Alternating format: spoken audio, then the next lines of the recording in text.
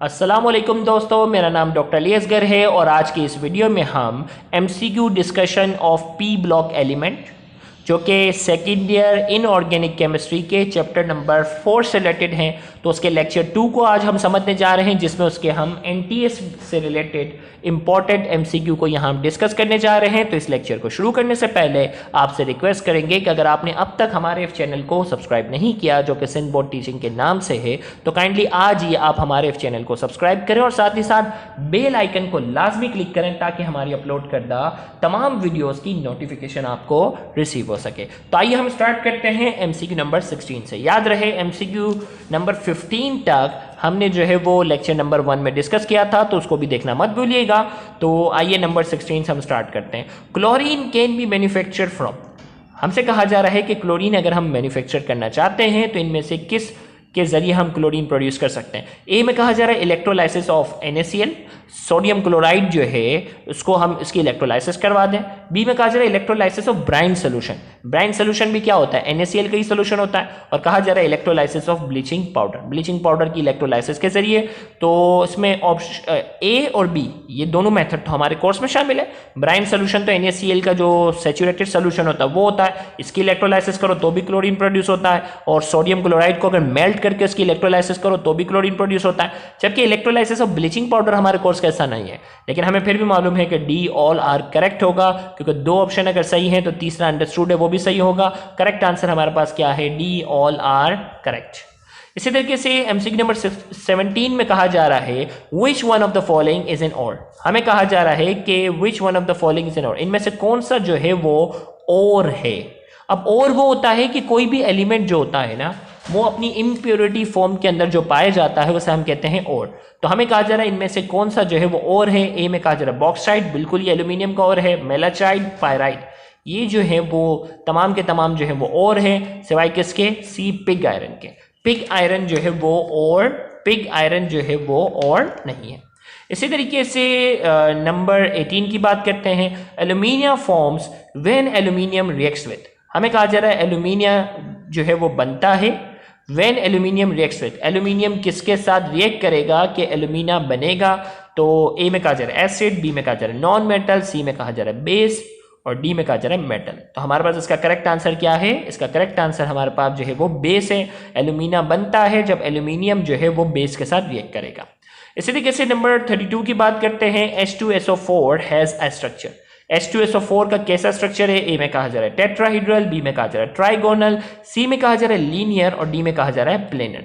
तो इसका हमारे पास जो करेक्ट आंसर जो है वो है टेट्राहीड्रल। H2SO4 का स्ट्रक्चर बाकायदा टेक्स्ट बुक में बना हुआ है और इसका स्ट्रक्चर जो होता है वो टेट्राहीड्रल होता है।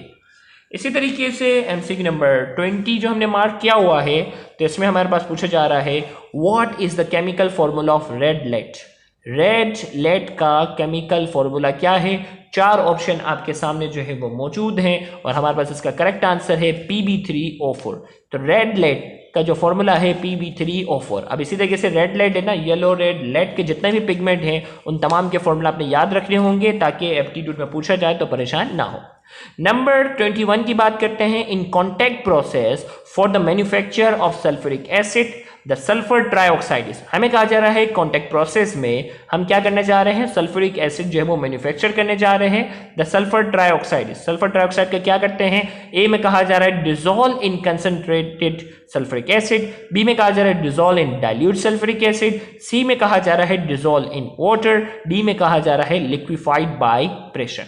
कॉन्टैक्ट प्रोसेस के जरिए जब हम सल्फ्यूरिक एसिड की प्रिपरेशन करते हैं तो सल्फर ट्राइऑक्साइड को क्या करते हैं। तो याद रहे कॉन्टैक्ट प्रोसेस पर हमने डिटेल लेक्चर ऑलरेडी अपलोड किया हुआ है, तो उसमें आपने देखा होगा कि लास्ट स्टेप में जाकर सल्फर ट्राइऑक्साइड जो होता है उसको हम क्या करते हैं, डिसॉल्व करते हैं कंसंट्रेटेड सल्फ्यूरिक एसिड में। तो क्या बनता है, ओलियम बनता है। तो हमारे पास इसका करेक्ट आंसर 21 का जो है वो ए है, dissolve in concentrated sulphuric acid. इसी तरीके से नंबर 22 की बात करते हैं। Aluminium is extracted from purified bauxite by, हमें कहा जा रहा है एल्यूमिनियम को जब हम एक्सट्रैक्ट करते हैं प्योरीफाइड बॉक्साइड से किस मेथड के जरिए। ए में कहा जा रहा है केमिकल रिडक्शन, बी में कहा जा रहा है इलेक्ट्रोलाइटिक रिडक्शन, सी में कहा जा रहा है थर्मल डिकम्पोजिशन, डी में कहा जा रहा है इलेक्ट्रोलाइटिक ऑक्सीडेशन। तो याद रहे बॉक्साइड से जब एल्यूमिनियम जो होता है वो अलग होता है तो वो एल्यूमिनियम आयन की शक्ल में होता है, एल्यूमिनियम के ऊपर +3 होता है और फिर जब वो अपने इलेक्ट्रोड के पास पहुंचता है और वो क्या हो जाता है, न्यूट्रल हो जाता है, क्योंकि उसको क्या करते हैं, 3 इलेक्ट्रॉन जो है इसको प्रोवाइड किए जाते हैं और वो न्यूट्रल एल्यूमिनियम के अंदर जाकर कन्वर्ट होता है। तो एल्यूमिनियम कैसे एक्सट्रैक्ट होता है, इलेक्ट्रॉन दिए जाते हैं ना, और इलेक्ट्रॉन देने को क्या कहते हैं, इलेक्ट्रोलाइटिक तो हो ही रहा था, इलेक्ट्रोलाइटिक रिडक्शन, क्योंकि इलेक्ट्रॉन इसको क्या किए जाते हैं, प्रोवाइड किए जाते हैं। तो 37 का हमारे पास करेक्ट आंसर है इलेक्ट्रोलाइटिक रिडक्शन। नंबर 23 की बात करते हैं, what is form when ammonia gas dissolve in water. क्या बनता है जब अमोनिया गैस को, गौर से सुनिएगा, क्या बनता है जब अमोनिया गैस को हम पानी के अंदर जो है वो डिसॉल्व करते हैं। ए में कहा जा रहा है अमोनियम हाइड्रोक्साइड, बी में कहा जा रहा है अमोनियम हाइड्राइड, सी में कहा जा रहा है, ओके ये दोनों ऑप्शन मेरे ख्याल से सेम है ना, अमोनियम हाइड्राइड, और डी में कहा जा रहा है अमोनियम हैलाइड। तो करेक्ट आंसर हमारे पास है अमोनियम हाइड्रोक्साइड।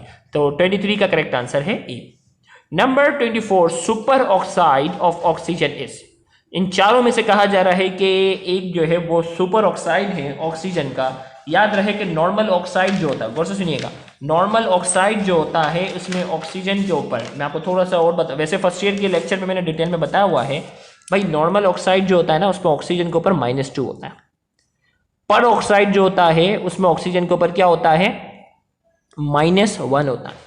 जबकि इसी तरीके से जो है सुपर ऑक्साइड वो होता है जिसमें ऑक्सीजन के ऊपर -½ जो होता है वो चार्ज होता है।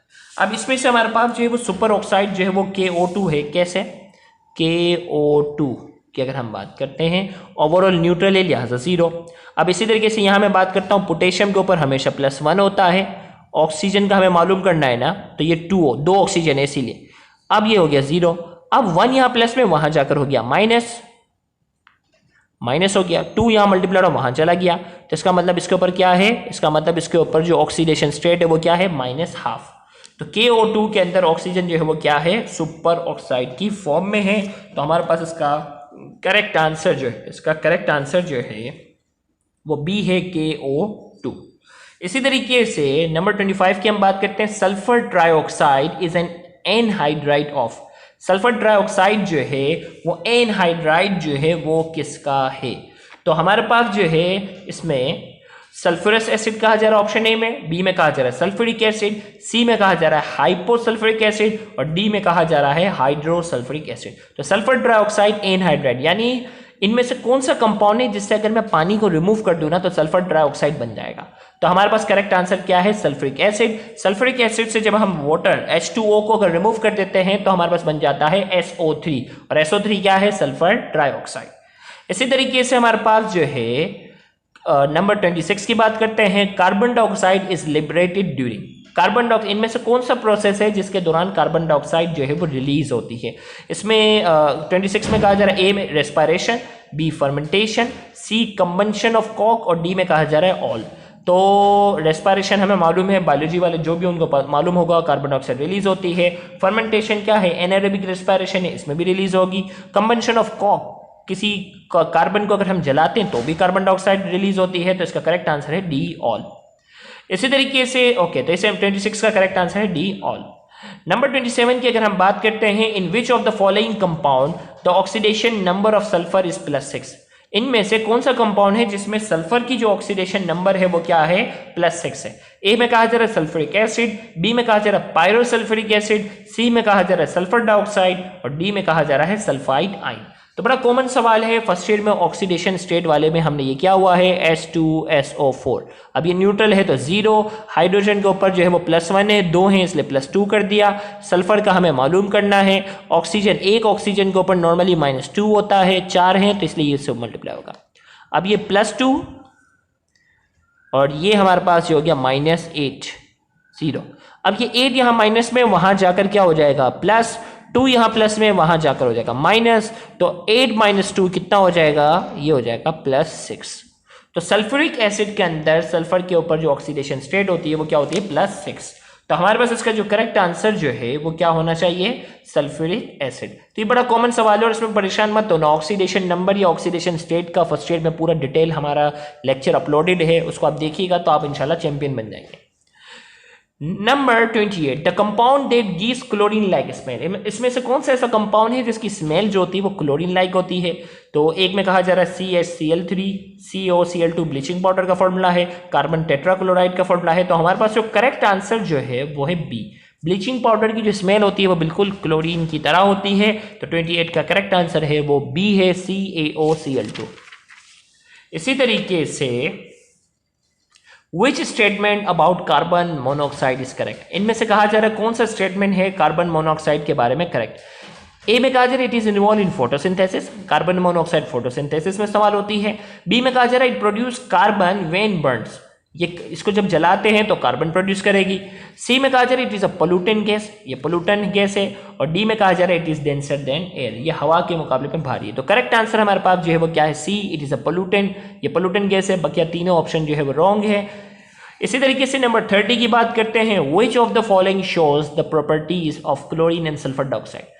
यहां हमसे कहा जा रहा है इनमें से कौन सा ऑप्शन है जो क्लोरीन और सल्फर डाइऑक्साइड की प्रॉपर्टी जो है वो करेक्ट शो करता है। ए में कहा जा रहा है पॉइजनस, क्लोरीन पे लिखा है यस, सल्फर डाइऑक्साइड पे नो।